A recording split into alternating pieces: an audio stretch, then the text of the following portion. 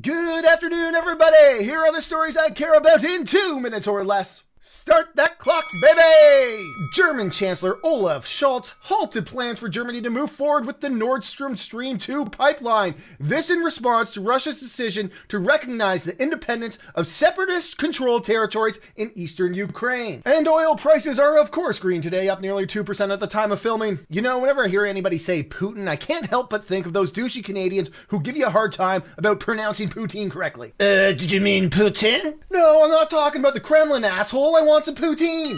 The Truth Social launched on Monday, being President's Day, led by CEO Devin Nunes, who famously sued a fake account pretending to be his cow on Twitter. The app launched with some bugs, but the app is already #1 on Apple's App Store. The full launch is slated to be late March.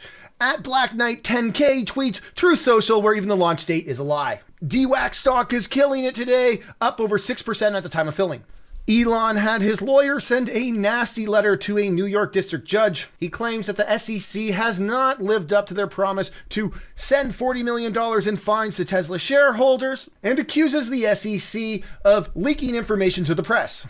Joe Rogan has mysteriously had his podcast disappear from Spotify twice over the last week, which seems kind of odd for a $28 billion platform to have their $200 million podcast just mysteriously go missing occasionally. Yesterday, Coinbase CEO Brian Armstrong tweeted out the backstory of how ad agencies couldn't come up with a great campaign for their Super Bowl ad. So Coinbase did it themselves and creatively came up with a concept for a floating QR code inspired from Reddit's own Super Bowl ad. To which an ad agency exec stepped up and said, "Brian, what are you talking about? We pitched you that exact concept." Followed by Coinbase CMO Kate Rouch tweeting out that it did apparently come from an ad agency, Accenture Interactive. It's a PR nightmare. All right, everybody, that does it for today. I'll see y'all tomorrow.